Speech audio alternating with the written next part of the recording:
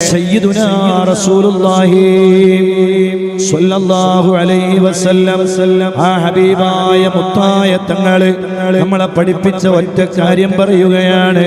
അതേ സ്വർഗ്ഗത്തിൽ ഒരു മനോഹരമായ ഒരു മണിമാളികയുണ്ട്, ഒരു മനോഹരമായ വീടുണ്ട്. ആ വീടിന്റെ പുറത്ത് നിന്ന് നോക്കിയാൽ ആ വീടിന്റെ അകത്തളങ്ങൾ കാണും. അകത്ത് നിന്ന് നോക്കിയാലോ അതിന്റെ പുറം ഭാഗം കാണും. അത്രമാത്രം പളുങ്കുകളെ കൊണ്ട് നിർമ്മിക്കപ്പെട്ട ഒരു മനോഹരമായ വീടാണ്. സ്വഹാബ,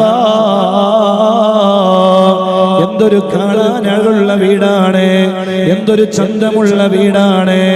ആ മനോഹരമായ വീടിന്റെ ഗുണഗണങ്ങൾ, അതിന്റെ മനോഹാരിത ഇങ്ങനെ ഹബീബായ മുത്തുനബി സ്വല്ലല്ലാഹു അലൈഹി വസല്ലം തങ്ങൾ വിശദീകരിക്കുമ്പോ അറാബിയായ ഒരു സ്വഹാബി അല്ലാഹുവിന്റെ റസൂലിനോട് ചോദിക്കുകയാണ്, മൻ ഹിയ യാ റസൂലല്ലാഹ്, ഓ പൊന്നാര തങ്ങളെ, ആ വീട് ആർക്കുള്ളതാണ് നബിയേ? ആർക്ക് വേണ്ടി ഒരുക്കപ്പെട്ട വീടാണ് നബിയേ? ആ വീടിൽ കിടക്കുന്നവരാരാണ് യാ റസൂലല്ലാഹ്? അല്ലാഹുവിന്റെ റസൂല് സ്വല്ലല്ലാഹു അലൈഹി വസല്ലം തങ്ങൾ പറഞ്ഞു, മൂന്ന് സ്വഭാവങ്ങൾ ജീവിതത്തിലുള്ളവർക്കാണ്, മൂന്ന് കാര്യങ്ങൾ ജീവിതത്തിൽ പാലിച്ചവർക്കാണ് ആ വീടുള്ളത്. സ്വഹാബ, സയ്യിദുനാ റസൂലുള്ളാഹി സ്വല്ലല്ലാഹു അലൈഹി വസല്ലം ആരാണ് നബിയേ? എന്ത് സ്വഭാവമാണ് നബിയേ? എന്താണ് നബിയേ ആ മൂന്ന് കാര്യങ്ങള്?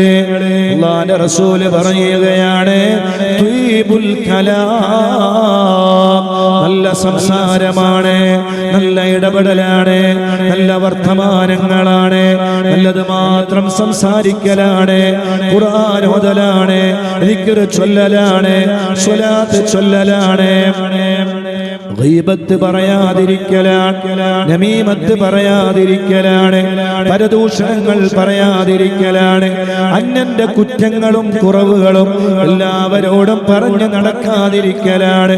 ത്വീബുൽ കലാം, നല്ല സംസാരം. മഹാനായ ശൈഖ് പാറപ്പള്ളി ഉസ്താദ് എന്ന് പറയുന്ന മഹാൻ ഈ സ്വഭാവം ജീവിതത്തിലെ നിത്യമായി കൊണ്ടു നടന്ന മഹാനാണ്.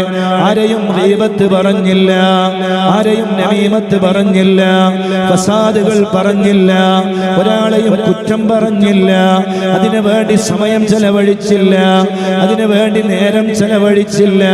വരുന്നവരോടെല്ലാം നല്ല സംസാരങ്ങളാണ്, നല്ല ഇടപെടലുകളാണ്, നല്ല മറുപടികളാണ്, പ്രതീക്ഷയാണ്, വിഷമങ്ങൾക്ക് പരിഹാരമാണ്, വേദനിക്കേണ്ടതില്ല മോനെ എന്നുള്ള വർത്തമാനങ്ങളാണ്, അല്ലാഹുവിന്റെ ദീനിനെ കുറിച്ചുള്ള ഓർമ്മപ്പെടുത്തലുകളാണ്.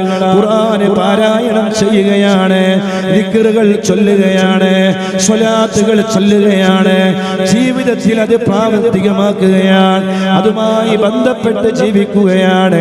സ്വർഗ്ഗത്തിലുള്ള മനോഹരമായ പളുങ്ക് കൊട്ടാരം ലഭിക്കാൻ കാരണമാകുന്ന ത്വീബുൽ കലാം, നല്ല സംസാരം. ആ സംസാരം ജീവിതത്തിൽ കൊണ്ട് നടന്ന മഹാനല്ലേ? അല്ലാഹു അവരുടെ ബറക്കത്ത് കൊണ്ട് അല്ലാഹു നമ്മുടെ നാവ് നന്നാക്കി തരട്ടെ. ഗീബത്ത് പറയാത്ത, നമീമത്ത് പറയാത്ത, ആരോടും വിദ്വേഷമില്ലാത്ത, ആരോടും വെറുപ്പില്ലാത്ത, വൈരാഗ്യമില്ലാത്ത നല്ല സലീമായ ഖൽബിന്റെ ഉടമകളാ. ആ ഉടമകളുടെ നാവുകൾ എപ്പോഴും നന്നാകും. അല്ലാഹു നമ്മുടെ നാവ് നന്നാക്കി തരട്ടെ.